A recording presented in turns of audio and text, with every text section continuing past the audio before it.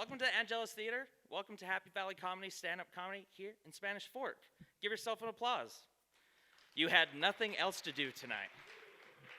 Literally nothing else. We have a lot of cool people come up here, but first you have to deal with me, and I'm sorry for that. I really am. And the reason why I have to apologize is for something that we're all thinking, and I'm just gonna say, I've never been in beast mode in my entire life. This was just a bad choice to wear this shirt. I got it at Walmart. That's what you're really thinking. I got it at Walmart, and it doesn't live up to my brand, but it makes me feel better. And tonight was actually supposed to be much more packed. This was supposed to be a benefit concert for one of my friends who's dying, actually. And the son of a gun got better, and they're all hanging out with him instead. So thank you guys so much for coming out here tonight. We have a really cool lineup for you guys. We have comics who come all the way from Salt Lake City, that very exotic place, to come all the way here to Spanish Fork. Who here is from Spanish Fork? Perfect, 3 people. That's great. How many people are further south? Further south? Perfect. And how many people don't know why they're really here? Great. That's the loudest applause. Most of the Southies clap for that one. It's very customary for a host of the show to kind of do some jokes. I'm just going to talk. We'll see if you laugh about it. Does anybody play fantasy sports in here? Does anybody know what that is? Great. We're not going to do any of those jokes then. We're going to do some Southern jokes, some Spanish Fork jokes here. Does anybody know somebody named Mercedes? Anybody know anybody named Oakley or Chanel? Have you ever noticed that it's always the white trash families who are naming their kids after brand names that they can't afford? Is there a Mercedes in the house? No? Great. You're going to love this joke. Go and tell her all about this. It's just really interesting because the way it plays out, it's never as glamorous as the brand name lives up for it. Like, hey, Mercedes, you want to meet me and Chanel down there at the watering hole later? I heard Calvin and Klein was going to be there. Tell Bentley, should be a real hootenanny. What's really funny about that is that celebrities are naming their kids after things only poor people have or want. Like Gwyneth Paltrow named their child Apple. And Cameron Diaz named their son Radix, which sounds like radish. And if you're eating one of those on the side of the street, I'm just going to assume you're homeless, you know? And the weird names don't stop there either.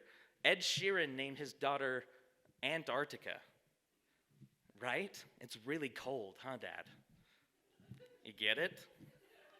It's a dad joke for you. I'm a dad. I have a child.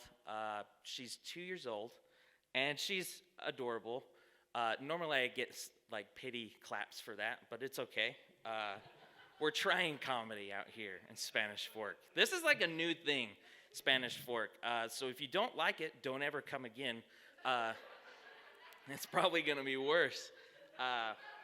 But we appreciate you guys coming out for sure. I had to leave my daughter for this, and she's super adorable, but I am really worried about her. I worried that she's going to grow up to be one of those people on the news that you hear about. What do you call them? Serial killer. Mainly because when my wife was pregnant, my wife would watch Forensic Files all the time, and my wife would turn to me even. She'd get so into it, she'd turn to me and was like, I would have done this, or I would have done that. And all the meanwhile, my daughter's getting the full ASMR experience on how to become a criminal mind. And so I thought, whoever comes out of there, got to keep an eye on her. And she proved me right, too. I picked her up from daycare the other day. And I was like, what did you learn? She's like, we learned what snowmen are made out of, Daddy. I'm like, that's so adorable. What are they made out of? And she said, bones and veins and blood.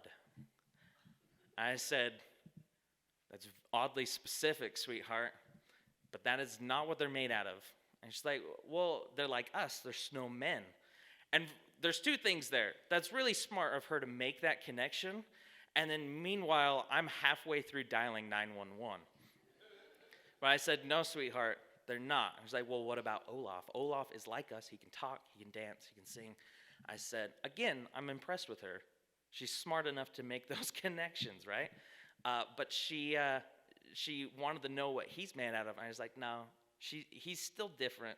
He's still made out of snow. And then underneath her breath, as if she didn't want me to hear, she says, well, maybe I will cut him and see. It's a scary world. It's a scary world for us dads out there. Does anybody have a serial killer daughter? Just me? Okay.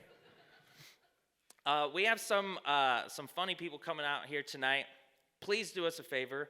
Laugh harder than you did with me. Yeah, even harder than that, please. We have a really awesome lineup. If you guys have a smartphone, I know that those are still a thing, right? We have an Instagram account that tells us all of the different events that are coming out. Happy Valley Comedy on Instagram. You follow us, you can get half off on the next one. Without further ado, let's welcome on the stage, Karan Reddy.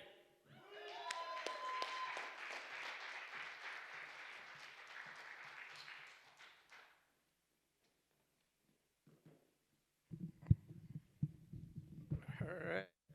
Keep it going for Ryan, everyone.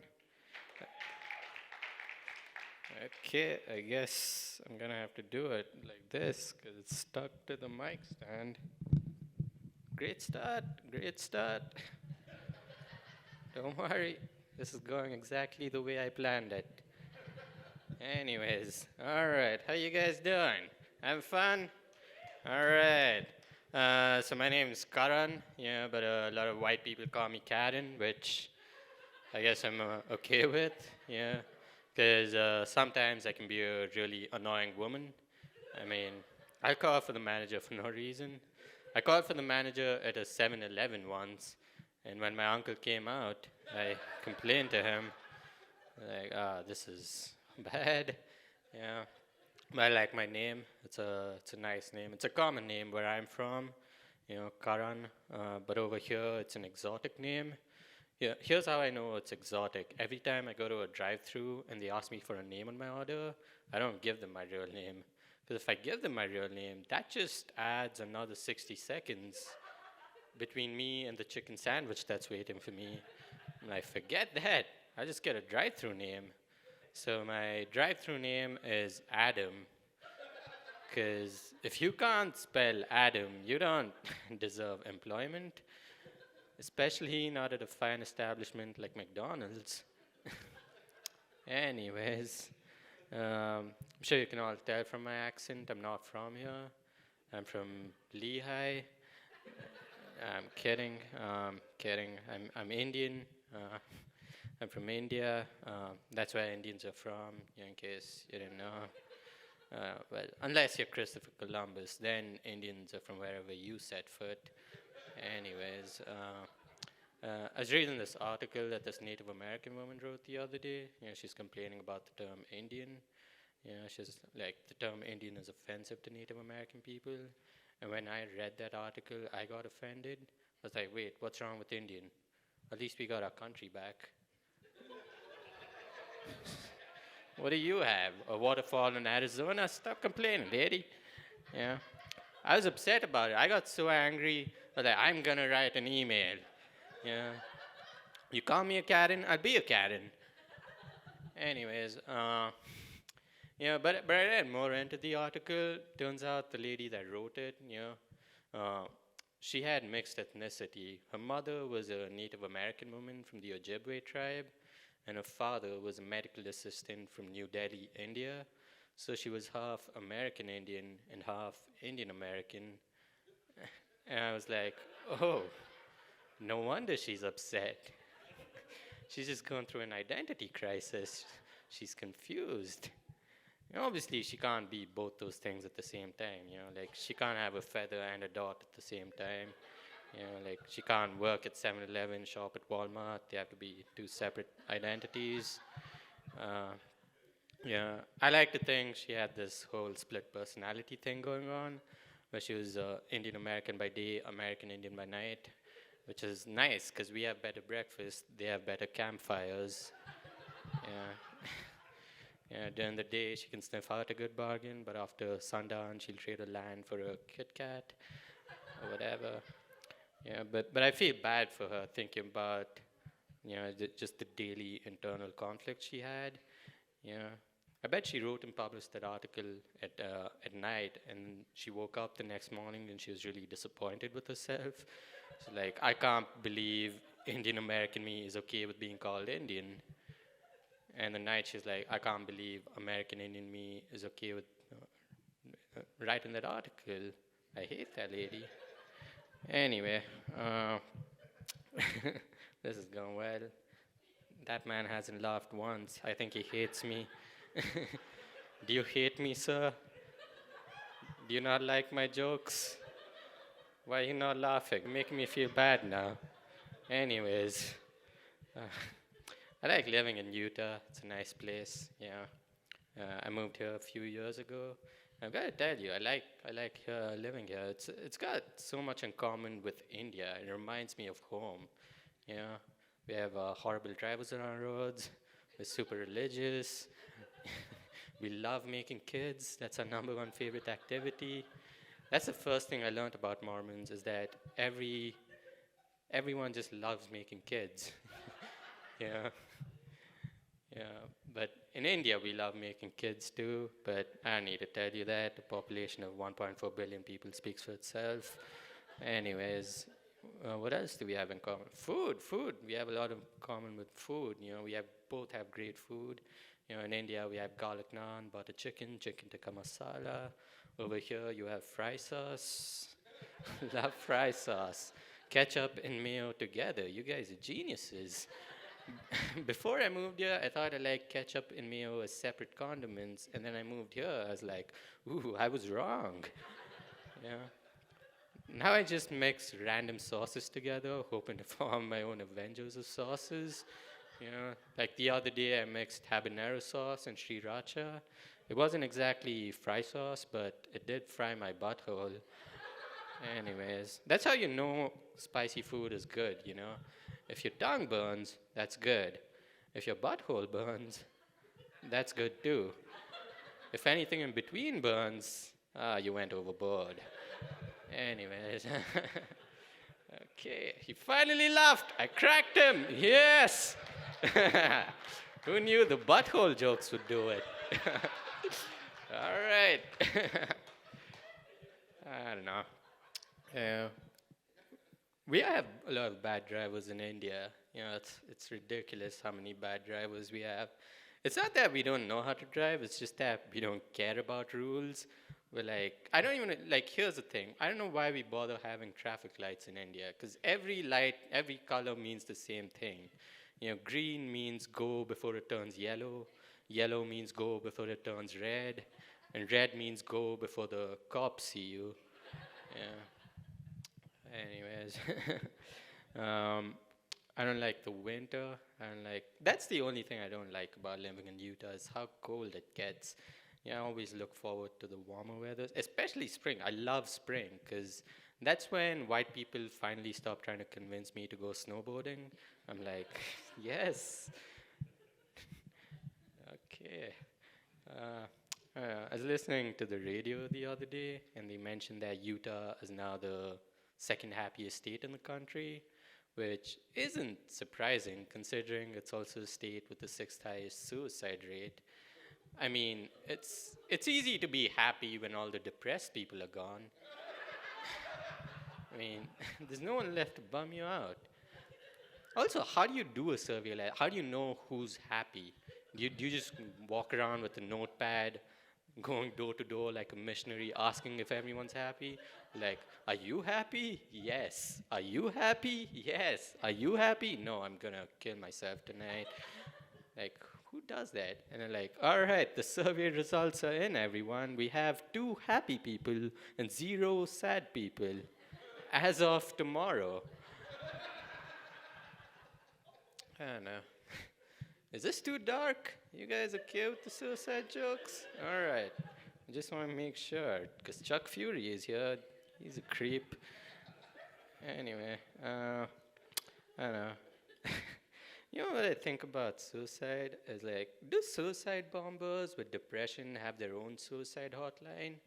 You know, like the rest of us, we have a crisis hotline, but they have an ISIS hotline. Like, don't pull the trigger, Ahmed. You're not at the target location yet. Hang on a second, buddy. What's the rush? We planned for this for years. Cheer up, watch Charlie Chaplin or something. Oh, wow. Anyways, yeah, I'm Indian. I like watching sports. I'm a huge sports fan, but I feel like American sports networks just aren't enjoyable for me because I feel like my people are underrepresented in sports here. You know, because the most competitive sporting event that we're part of on American Sports Network is the spelling bee. I'm like, oh, come on, seriously, are you kidding me? Not even like something stupid like curling. At least give us that. I'll take curling over the spelling bee. Also, who decided to put that on ESPN? Like, how did that meeting go? Hey, you know what? We should get the spelling bee. Spelling bee? Hey, trust me on this. You know, these kids, they're not athletic, but they sure as hell know how to spell it. Yeah. Ryan was talking about serial killers. Serial killers creep me out. I don't like serial killers. Yeah, because regular killers, they just killed one or two people more than me. Like, I understand that. But serial killers, these guys have killed so many people that they actually know where my pancreas are. Like, I don't even know where my pancreas are. Like the other day, I Googled pancreas, and I found out that pancreas is singular. I thought I had more than one pancreas. Like, I was disappointed. It was like finding out I was down to my last Tic Tac. I was like, oh, come on, seriously? This is ridiculous. But you know about the thing about being Indian is that there's a lot of things you can complain. That's our number one favorite thing is complaining. Number two is making kids. Number one is complaining. We complain so much. Like I hate the Harry Potter universe. Any Harry Potter fans in here? Good. I already love you people. Oh, you do? Ah, just when I thought I liked you guys. I hate Harry Potter. Yeah. I feel like that universe. First of all, here's my beef with Harry Potter: is they don't teach yoga at Hogwarts. Why is that? Yoga is the most magical thing ever. What's more magical than yoga? Yoga gives you the magical ability to break your spinal cord. Also, like with Harry Potter, I don't like how much they hyped him up. I understand it's his series, he's the protagonist, but I don't like how they hyped him up in that series. Like, oh, Harry, you're a wizard, you can talk to snakes. I'm like, talk to snakes? Give me a flute, I'll make it dance. Yeah. Matter of fact, I know a country full of wizards back home. You cannot make snakes dance. Can you imagine if there were more Indians at Hogwarts? No one would care about Harry Potter. Be like, wow, is that snake doing the worm? Dude, Harry is so overrated. Anyways, yeah, I just want to end this with a small story about Santa Claus. Like, I just want to tell you the first time I learned about Santa Claus. I was like 4 years old. You know, I was in my room. It was Christmas Eve. It was the night of Christmas Eve. My father walked into the room. He was like, Karan, hang up a sock. Santa Claus is coming tonight. I was like, who's Santa Claus? And my father was like, oh, he's just this man who watches you all year.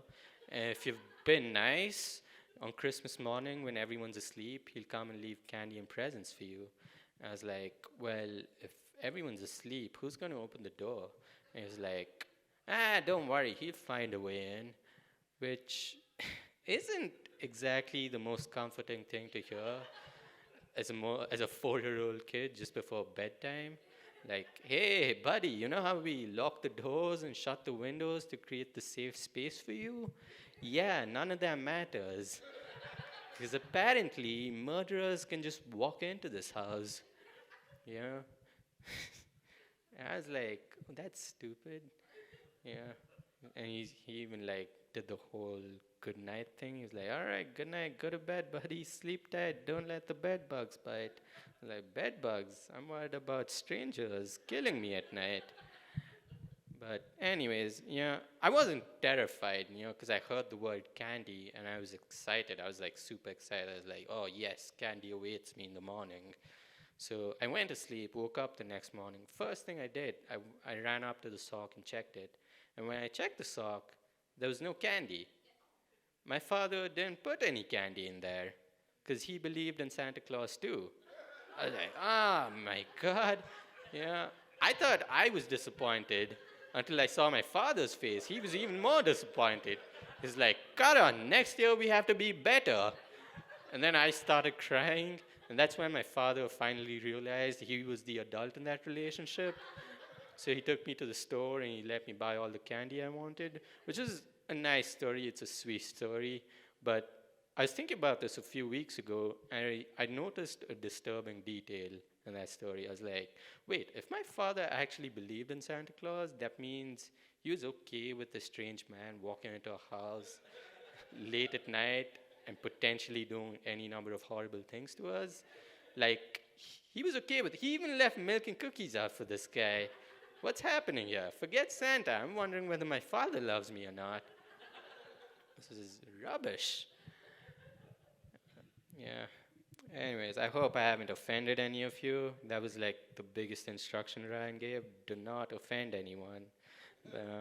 It's so touchy. Everything's so touchy now. Cancel culture, that's the thing. I don't like cancel culture, because sometimes you can take a really good thing and ruin it. Like when all those fake Indians decided to cancel Apu from The Simpsons, I was really upset about it. I was like, why would you do that? What's wrong with you? We had a deal. White people make fun of us through Apu, and we steal their social security numbers. That is how this works. All right, that's my time, everyone. Thank you.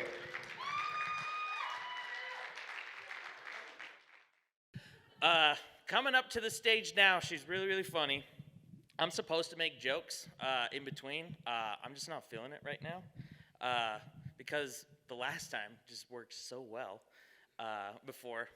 No, Cheyenne is really great. She came all the way from Farmington for this. So Spanish Fork, give it up for Cheyenne Jackson.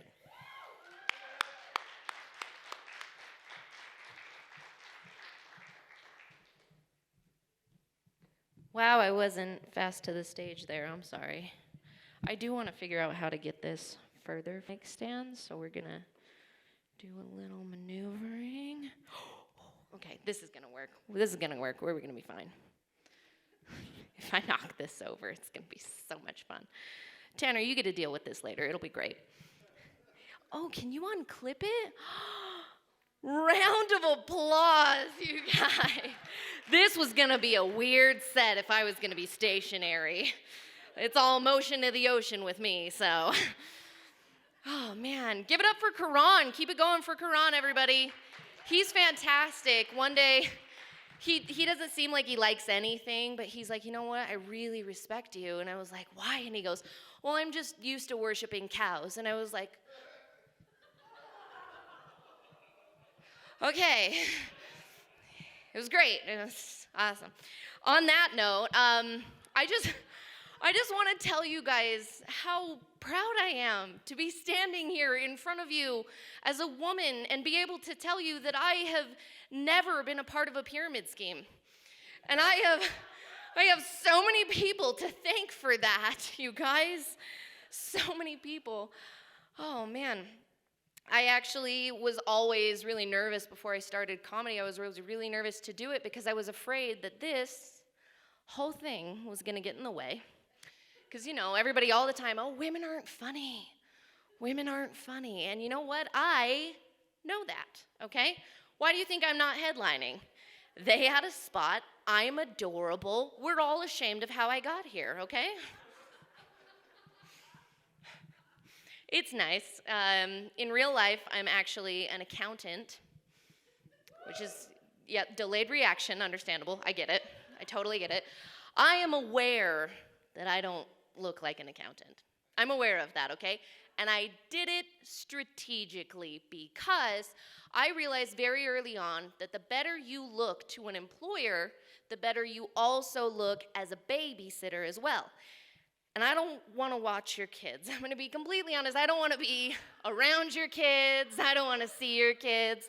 I sure as sugar don't want to talk to your kids. I hate your kids. Really bad that I'm looking directly into the eyes of people who most likely have kids. It's fine. No, I'm a cancer survivor. Yeah. Well, my mom was born in July. Tough childhood. My mom is my biggest fan, actually, and that's a fun world to be in.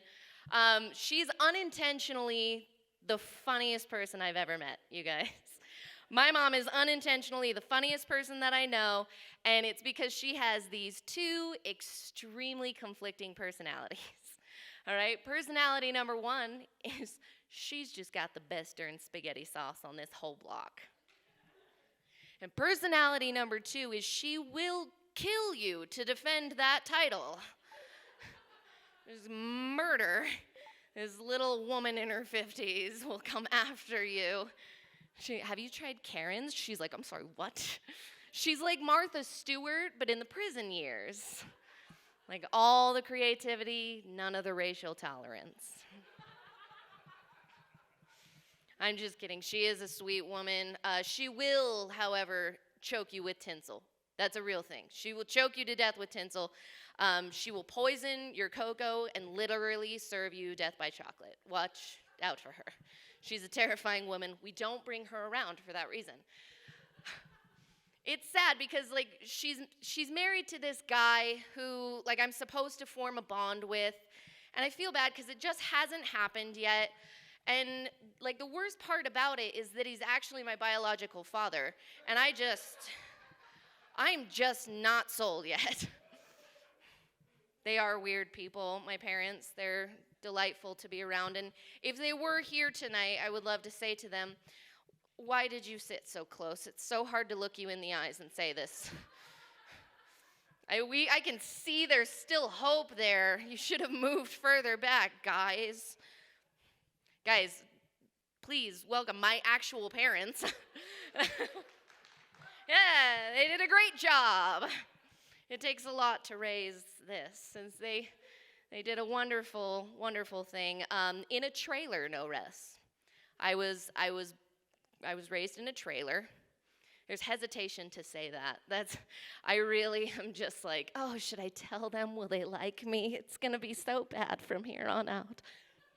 No, I was raised in a trailer, and it wasn't a bad trailer either, but I will say I understand Eminem songs at a different level. Like, they hit harder for me. It was one of those trailers. And there are pros and there are cons of growing up in a trailer park. The pros are basically that no matter what you do when you get out of it, as long as you don't have a criminal record, they are so proud of you. They are so proud of you. You go! But the sad part about it is that I personally wish I had the criminal record. Mainly just because, like, I feel like it would have gotten me further in life because I had to work so hard to get respect. And I feel like it would have just come with it, that natural fear of somebody who, you know, has been inside. I'm just like, hi, can I have a pencil? They're just like, ah! It would have been easier to get through. I'm just letting you know. Oh, man. Guys, we are almost into our first month of 2020. We're almost through our first entire month of 2022. And I will tell you, 2021 was the worst year of my entire life, you guys. It was the worst year of my entire life, and I spent one a few years back in a full body cast. 2021 still tops it. That wasn't true, but for shock value, let's just say. 2021 was so off. Like, let's just put it this way. I'm vulnerable enough right now to consider Scientology. Like, they're making good points. Maybe we should just hear them out. It was a really bad year, and I feel like it was just so filled with anger and hate. Hey. I saw a camera. That's the only shot he's getting with one chin. I felt like it was so filled with anger and hate, and everybody was trying to, put out their opinions, and no, you need a mask, and no, you don't. This is our freedom. This is our right. Here are our vaccines, dances, anger, TikTok. It was just so, I don't know, everybody's just so divided, and I couldn't keep up with it. Everybody took that time to redefine themselves, and I just didn't feel like it was a time for me to pretend like I was a whole new person, because I'm still trash.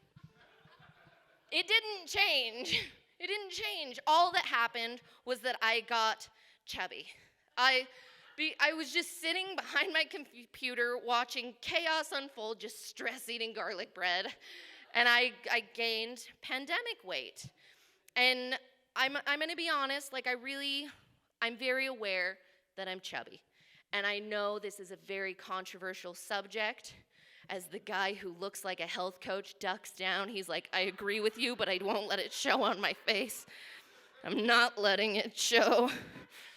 But seriously, I know this is a controversial subject because I'm a woman. You don't know if you can laugh, but guys, this is a comedy show.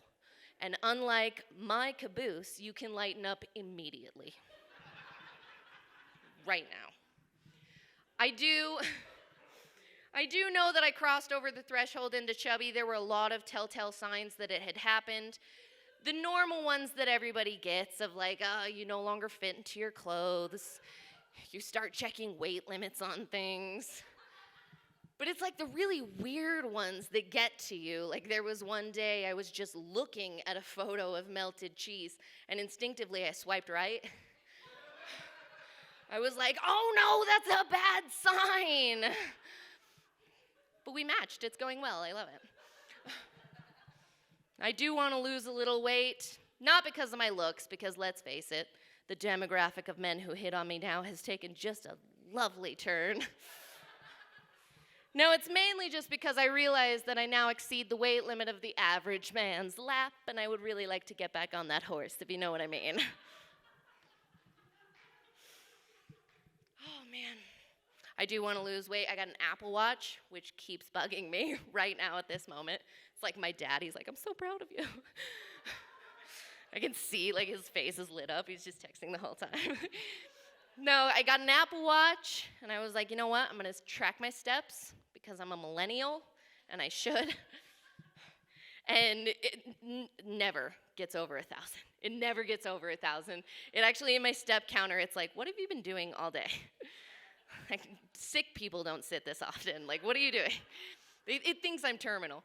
But anywho, my Apple Watch, every once in a while, will, chime into my day. It's like, you should breathe. You should stand. You should do this. Here's your MyFitnessPal. Track your meals. And the one day, I was just aggressively eating cereal.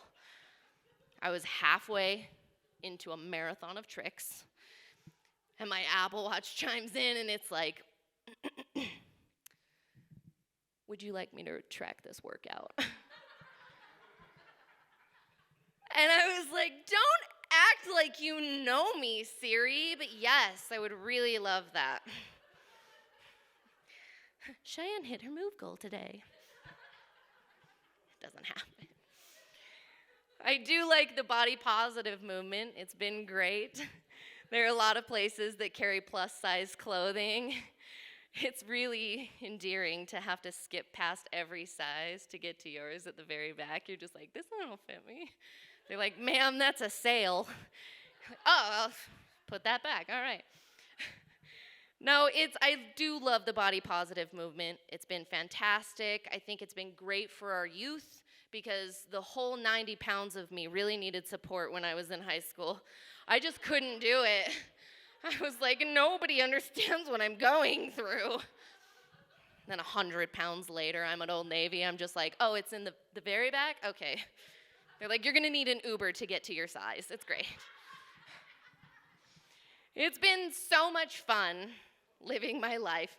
And one thing that I would want to say, if we could improve the body positive movement in any way, that would be a little more representation for asymmetrical feet, okay? Guys, I'm not gonna pretend like I'm the only one in the room who has like one real ugly foot, right? The other one's totally normal. This one is just like, they've lived 2 separate lives, you guys. 2 completely separate lives. Like, my left foot, she's been to Paris. She has a skincare routine. Right foot over here looking like she memorizes bail bond numbers. Left foot's member of the HOA. She goes to the soccer games. Right foot over here using her zodiac to justify not feeling the vibe. Bake cinnamon rolls on snowy days. Used her $1,200 government check to get a tattoo of a dream catcher on her thigh. Completely different people. They are completely different people. To be completely honest, it's just, that's actually my new favorite phrase, you guys. To be completely honest. My dear mother uses it a lot. It's great. To be completely honest. And that, to me, it just kind of prefaces the whole conversation. Because when you say, to be completely honest, that means, well, I've thought of 8 different ways I could lie to you.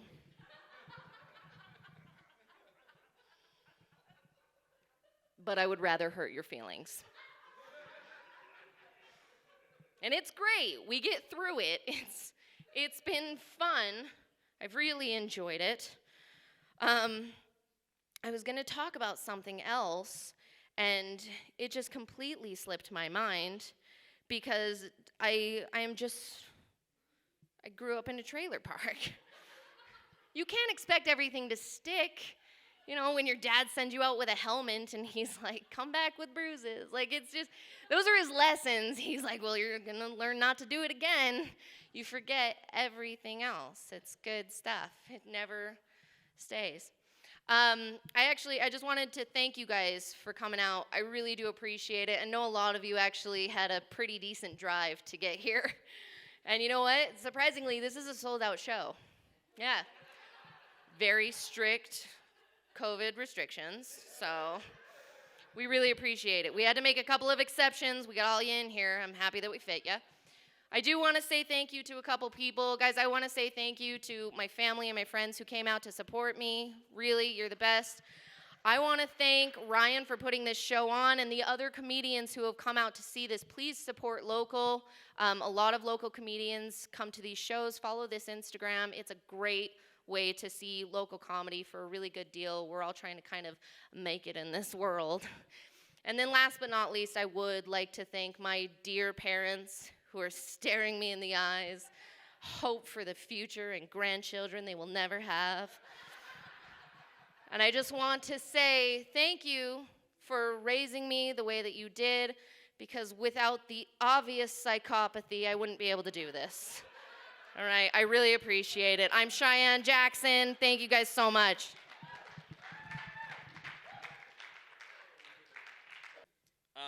I also said that my friend was dying and this was supposed to be a benefit concert. That was a joke. I got a text from someone in the audience saying, hey, do I know who's dying? I was like, these are just jokes, so sorry, Shug. But he is doing well. But before I introduce this last person, I just want to say thank you guys again. Like Cheyenne said, I'm going to mansplain a little bit over everything that she just said. Thank you guys for supporting local comedy. It's a new thing here in Spanish Fork, as well as Springville. Anything southern from Provo kind of gets forgot. And so I thought, let's remember those guys. So we're here. Support it. Go on our Instagram and check us out. We have a lot of other shows coming up.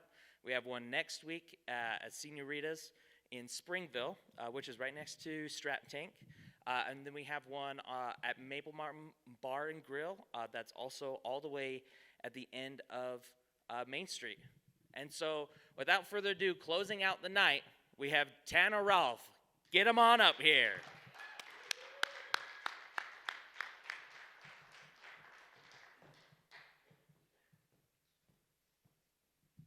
Thank you. I like how we keep talking about Spanish Fork and Springville and all of that as if they've never heard of comedy before. Like, we brought comedy down here. As if some local person here tonight, like, I tell you, I saw the coolest thing tonight. Why, these people, they said stuff, and then I thought it was going to go a certain way, and then they had a different route in which they said it, and it caused a surprise reaction in me, a guffaw, if you will. And I let out this breathing in a repeated pattern that sounded like a and I tell you what, it was the time of my life. I think they called it comedy. I don't know if that's offensive or not to do that as my Spanish Fork voice, but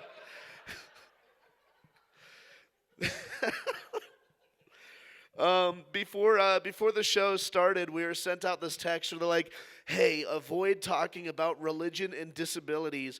The problem is I grew up Mormon. Everything is kind of like religious to me. Okay, like the other day, I got scared and involuntarily went, oh, golly! Mormonism's always going to be with me. Whether I'm part of the church or not is different, but that will always be with me. And it's just like, we all have our different beliefs in God, whether we believe in God or not, or if we believe in God. The God I believe in and the God you believe in are inherently different by, minute or big differences. And so when I talk about God tonight, if I do, I've tried to take all those jokes out, but if I do, just know that I'm not making fun of your God. I'm making fun of mine. And he has a sense of humor. My God can take it. He is the ultimate punch-up. So I just want to give that disclaimer before we get started into this show. People say bulls hate the color red, but maybe they hate Spaniards. What's the hardest part about having a beard? Well, it's every time you eat soup, you end up eating soup twice. A lot of this is tomato basil. What's the best part about having a beard? Every time you eat soup, you get to eat soup twice. A lot of this is tomato basil. You know what I'm talking about. What's your favorite soup? Hey, man, that's a good one, man.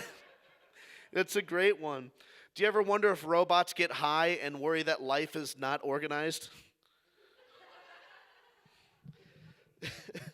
That life is not a simulation? I adopted a whale recently through one of those charities. His name is...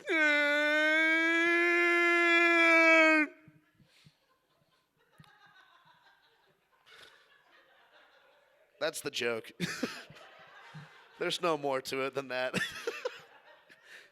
Trust me, when I put that in my set this morning, I was like, I probably shouldn't, but I have too much fun just going, and then watching the crowd be like, hey, is that it?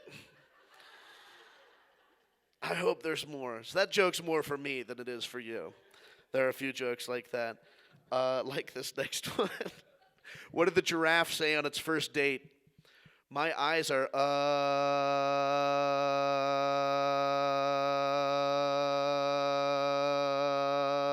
up here. That's a joke you can tell your kids. They say you're more likely to be victim of a crime by someone you know. That's why whenever I get your name, I stab you first. I'm not letting you get to me. Y'all ever watch My 600-Pound Life just for the recipes?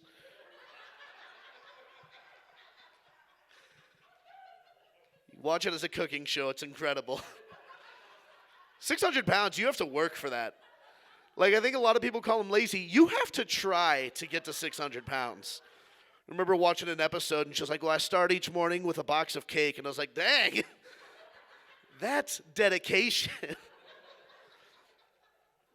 I love hot sauce names because, like, they tell you how hot they are right off the bat. You know, like Liquid Rage and Instant Death and, you know, Satan's Volcano. I want to start a hot sauce called Your Aunt Who Won't Stop Commenting on Your Facebook Photos. And then my follow-up sauce will be called The Last Minute of a Karaoke Song, when it's just ooze. I did a show the other day at I kid you not, a Mormon coffee restaurant. I'm just as confused. But they're like, it's coffee, but it's not. I don't know. All I know is it was a Mormon coffee restaurant for when it's too early for the Mormons to get fake drunk at Swig. You know, Mormons, when they're asked to give up things like coffee and tea, they instantly start justifying why that thing is bad for them so they can, like, make sense of it. I wonder if Abraham did the same thing when he was asked to sacrifice Isaac. Like, he's walking up the hill like, kids are expensive. They're full of tannins, you know. You know, I actually feel bad for people who need kids, you know.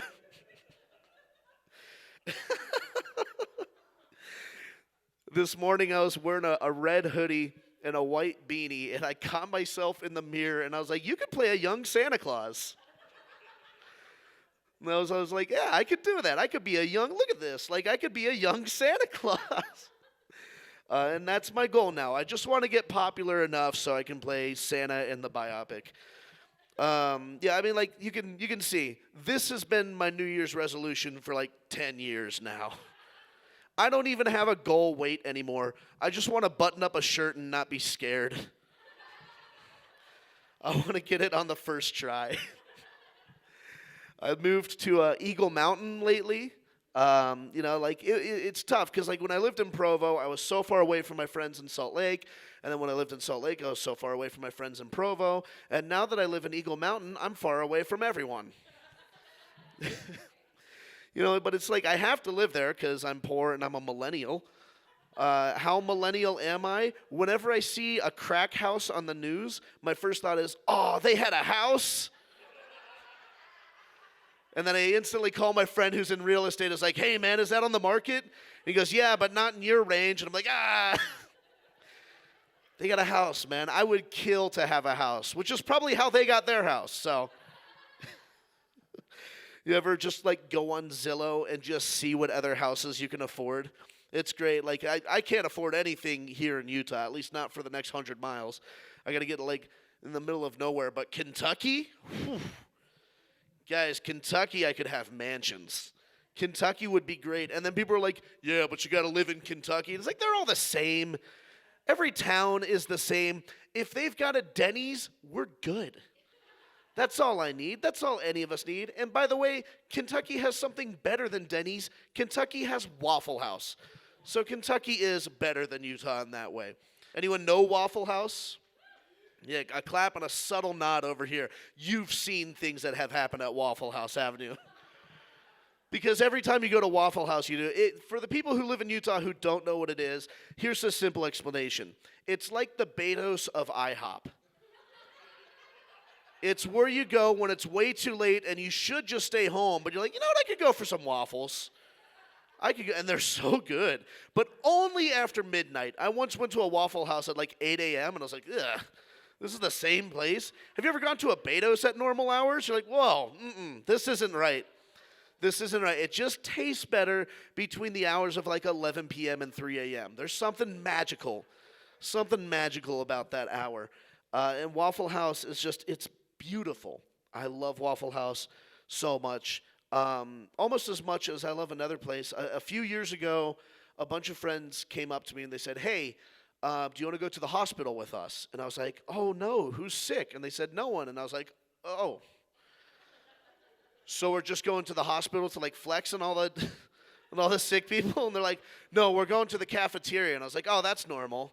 Yeah, we just go. And they're like, no, it's really cheap and really good. And I was like, oh, okay. And then I went and, yeah, hospital cafeterias are actually, like, really good and really cheap. I don't know what it is, but they're incredible. And then the best part is when we went, we're eating our food, we're laughing, we're having a good time, and then all of a sudden I hear yelling from across the hall. And I was like, what the? And I see this nurse being escorted out by two policemen. And she headbutts one of them and books it. And the other cop runs after her and does one of those like elbow drop tackles, brings her down. That was dinner and a show. And that's why I love hospital cafeterias. And Waffle House, you get similar stuff, right? Like Waffle House, I went to a Waffle House. I saw a girl slap her boyfriend and then drunkenly like stumble out of the Waffle House and get into her car and hit 3 other cars on her way out. And none of those cars were mine, so I had the time of my life that night. I like looking up family history. Like, even though I'm not Mormon anymore, I still take advantage of the Ancestry.com. It's the only reason I haven't removed my records is so I can look up my family lineage. And I found out the other day I'm a direct descendant of King Gandalf III of Norway. Yeah, I didn't know he was real either, but, like, I guess so. But that means if enough people die, I can be king. But it's going to have to be a lot of people because my whole life I've never even considered myself Norwegian. So like all of Norway has to die. Most of Europe and probably most of America, like most of Minnesota at least. Most of that like North Midwest. If all of those people just like all of a sudden freak die in a weird accident, I could be king. I think that'd be really fun. You know, like the news is like, well, lots of tragedies going on. We're still crying over all of that, but we do have a new king of Norway, Tanner Rolf. Tanner Rolf is now the king of Norway, and I haven't thought about like what I would do as king of Norway, other than just like tour it and eat all their food. I don't know. I think the first thing I'd do when I get to Norway is not live in Norway. So I don't know. Except they do have like better living and healthcare than us over here, so maybe that's my way in. Maybe I'll fly over there and like, hey, why do you want citizenship here? I'm like, well, I'm a direct descendant of King Gandalf III, and they're like, so are all of us. I don't have transitions. I'm not sure if you guys noticed that. I don't have like, I just jump from topic to topic. I need you to know that because the next word I have on my set list here says heroin, and I don't. I don't know how to jump from being king of Norway to my thoughts on heroin. I just like how people are always like, when they're comparing addictions, heroin is always like the gold standard of addictions that are hard to overcome. They're like, this is just as hard as heroin. And I'm always like, I don't think so. Because quitting that thing is hard. Quitting heroin kills you. Literally kills you. So I don't think so. Also, 0.3% of Americans have reported trying heroin, not even addicted. That's such a small number that none of us really know what it's like to try to quit heroin anyways. So why don't they use some other more relatable thing for us to understand? Like, I think it'd be better if they're like, it's more hard to quit than that moment in The Lord of the Rings when Frodo is right at the foot of Mount Doom. And the ring is so powerful and corrupted his mind so much that he's unable to throw it into the mountain himself and instead turns away at the very last second. It's harder than that. I think more of us will be like, oh, that's really hard. I get it now. I have a better frame of reference. I got interviewed for a magazine recently. I'm in a magazine. Yeah. You know, I'm in Salt Lake Magazine. They interviewed me about clean comedy. I bought 4 copies when it came out just because I was so proud of it. Because, like, my 20-year high school reunion is 5 years away. And everyone else I know is going to have, like, Teslas and Ferraris and other stuff. But I got a magazine. I'm going to walk in there and be like, oh, did you get interviewed for a magazine? No, I did. That's a cool Ferrari. Were you in a magazine? No? Oh, well, I was. I was in a magazine for clean comedy. What's clean comedy? I don't know. I don't know how I got interviewed for this. Randomly someday was like, hey, do you want to do an interview about clean comedy? And I was like, sure. I don't know how they got my name. I don't know how they got my number. I don't know that much about clean comedy. but I wanted to be in a magazine. So I was like, yeah, let's. And I studied all my Jim Gaffigan and Brian Regan. This is like clean. It's so subjective. I don't know. I'm a clean comedian, supposedly. I'm a clean comedian. I don't know what clean comedy is. Because, like, thank you. A nice soft clap. Like, I've watched movies with my grandma where there's a mass murder scene, blood and guns everywhere. And then she's like, well, they didn't swear. It's so subjective. And, like, there's too much clean, I think, sometimes. We all remember that one kid whose parents wouldn't let him watch Disney movies, and you're like, ugh, that's too clean. That's too clean. I kind of miss the early days of COVID. Like, right before COVID hit and, like, right when it hit. It was a different time. It was so fun. Do you remember? They're like, yeah, just cover your mouth and wash your hands and we'll be fine. And all of us are like, well, we're dead. You want me to cover my mouth and wash my hands? We're never going to do that. You might as well just ask us to put on masks and take vaccines, because if we're making a list of things we will not do.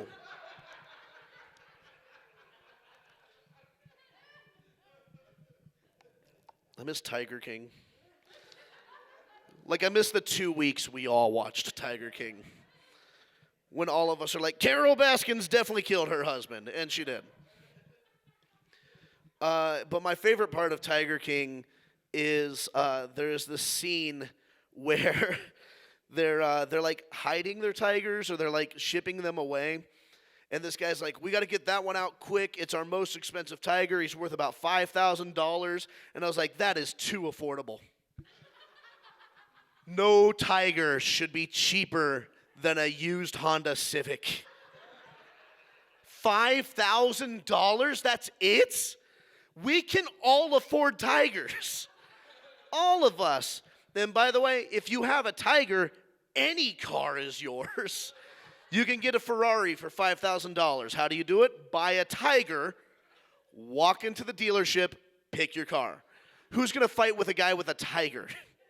You can try to shoot it. You can try. It's not going to work. So yeah, no car or no tiger should be cheaper than a car. I was like, geez, I had no idea how affordable. I legit don't understand how everyone in Texas doesn't have a tiger. Everyone's so gun and weapon crazy down there. $5,000 is cheaper than some guns. Everyone should be having a tiger. It's so affordable. Other things that happened during COVID I miss. Remember when we found out Donald Trump paid $70,000 a year for his haircuts? Do you guys remember that? $70,000. Donald Trump pays $70,000 a year for that haircut. I don't care if you support him or don't. We can all agree that's way too much money. That's $10K a hair. That is a mid-level salary. That's more than I make in a year for someone to put some hot glue on a weasel and just bing. No wonder he's angry all the time. He's walking around just like, I paid $70,000 for this? And we glanced right over that. That's how crazy life has been. We glanced right over that. That's like as political as I get, by the way. I'm not very political, mainly because I'm an idiot. I don't know any better. I don't. The second I'm like, actually, the American healthcare system, and then someone just brings up anything, and I'll be like, all right, I don't know anything. So I don't do too many political jokes, except for that last one, which is like kind of, it brings up Trump. That's about as political as was. And this next one. I don't like the Electoral College system. I don't know if there's a better way. Like, I don't have enough to tell you what's better. I just don't think it's the best system we have. And, like, I can feel it. I already feel it right now as I say that. People are like, but Tanner. Without the electoral system, places like Wyoming don't have as big of a vote. And here's the thing. I've been to Wyoming. They don't deserve a bigger vote. Their university colors are brown and yellow. Where does your mind go to when you see brown and yellow? That's what they're doing with their vote, and your argument is to give them more? You want to give them more of that? So that's one thing I miss, or that's my political joke, is that. Another one of my favorite things that happened during early COVID is remember how all the theaters, all the movie theaters, places like this, it was scary for them because they rely so much on people coming in, and then all of a sudden we're like, everyone stay home. And so all these theaters are doing what they could to stay alive and raise money. This one theater I support over in Provo, they did a 24-hour live stream from their theater where comedians and actors and everyone would come in and do an act for like 30 minutes to an hour and just try to get people to donate to raise funds. But it's still a small theater, so it's not like they were bringing in the best talent. And it's 2 a.m., I can't sleep, and I'm like, let's just see what's going on over in the live stream. And it's still on their Facebook. So you should look up Improv Broadway and look up their third of their 3 24-hour streams because it's cut into 8 hours. And at like 2 a.m., there's this one comedian.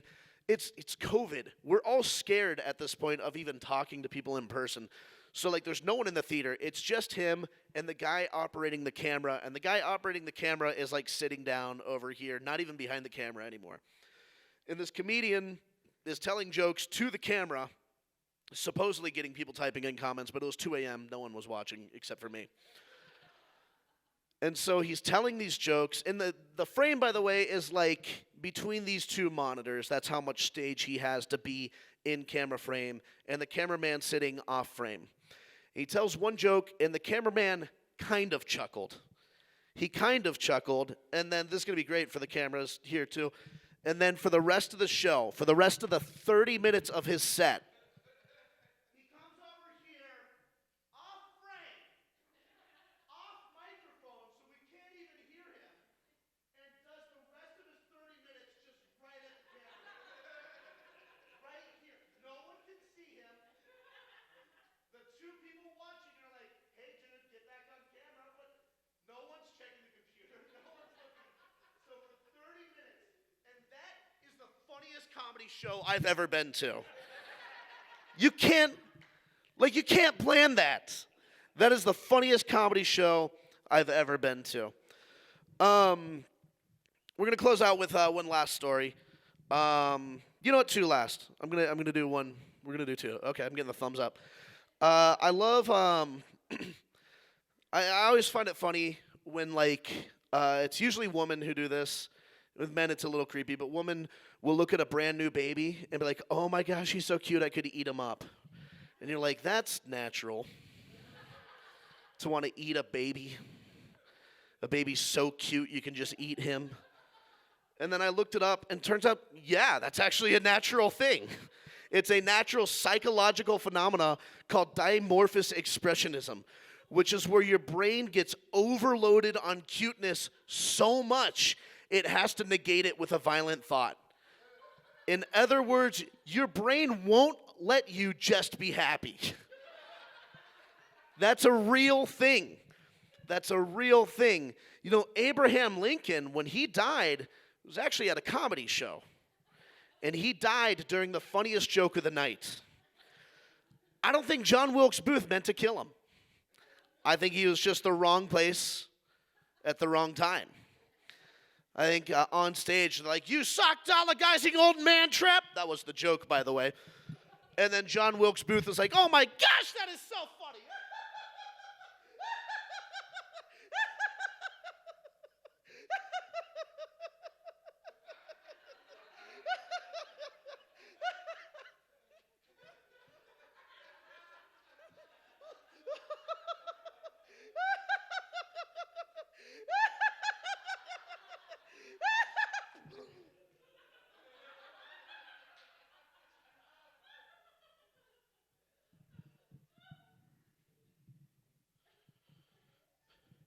Hello, my honey. Hello, my baby. 6 Semper Tyrannis now. There you go.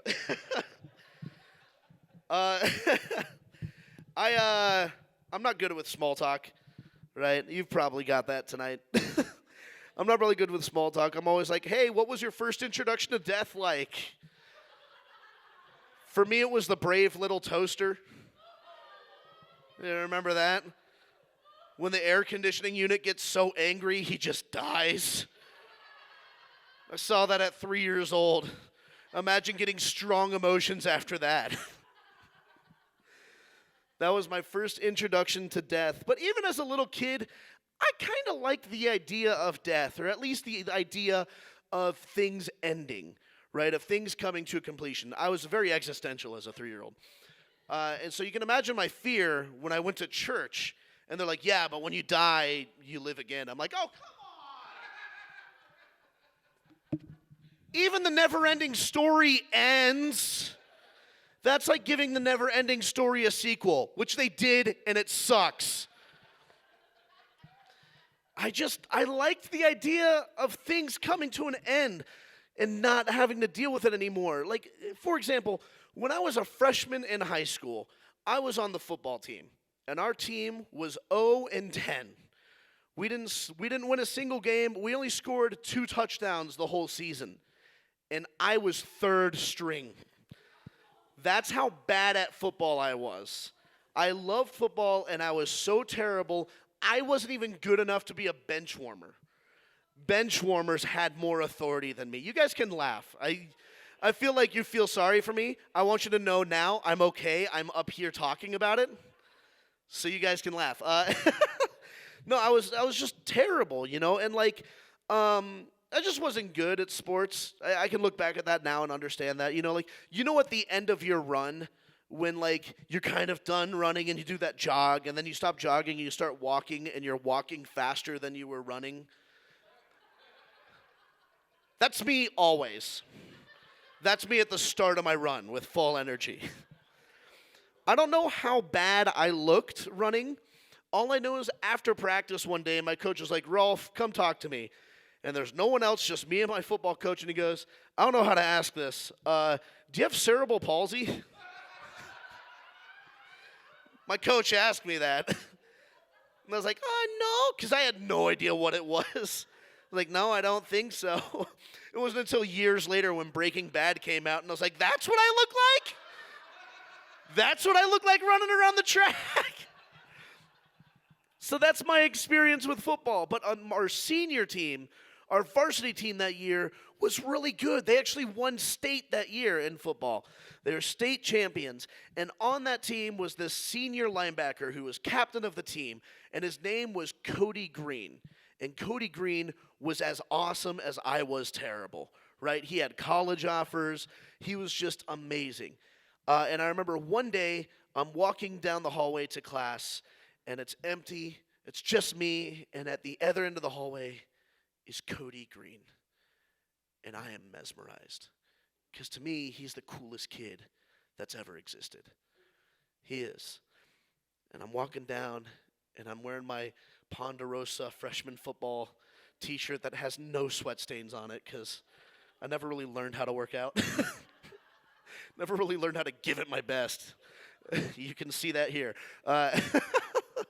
So I see him, and I muster up all the courage I have to go, "What's up, Cody?" I was a freshman. And he goes, "What's up, bro?" Bro. He called me bro. That's like the greatest thing you can call anyone. This is 2003. He goes, "What's up, bro?" to me, little freshman Tantan, who is just so meaningless on the team, because we're both football players. It doesn't matter that I suck and he's awesome. We're both on the same team. We're both part of the same family. And he says, "What's up, bro?" to me, and then he opens up his hand for a high five. Guys, can this day get any better? Yes.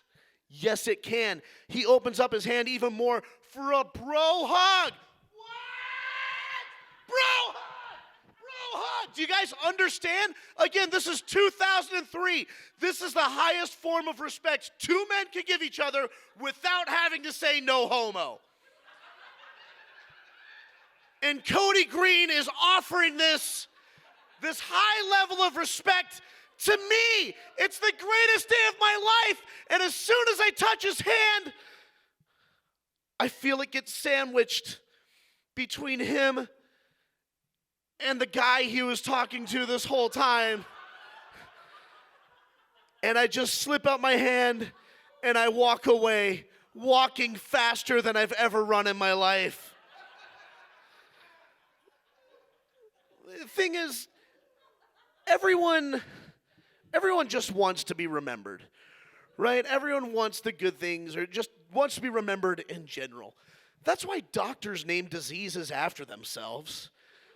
Doctors want to be remembered so badly that they are willing to put their name to be associated with the deaths of millions just to be remembered.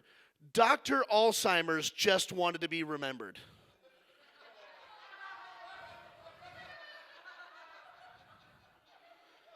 Ironically, by naming a disease that keeps people from remembering. But he just wanted to be remembered. And the beautiful thing is none of us are going to be remembered. No, none of us are. Isn't that amazing? I know that sounds so dark, but how great is it that no one is going to remember you? I think that's awesome. Cody Green dies with me. And all of you. When we die, that's it. There's no more Cody Green. There's no more me getting sandwiched between two guys in high school. There's no more 0-10 third string Tan. None of that stuff gets remembered. So live your best life. Just have fun and enjoy yourself. Paint your nails. I normally paint my nails. That's a bad example right now. I got a tattoo of Chris Farley. Do stuff like that, right? Get caught dancing in your car. Have fun and enjoy life. I know I'm a Mormon telling you to eat, drink, and be merry for tomorrow you die. But be merry. You're gonna die. Thank you very much. I'm Tanner Rolfe.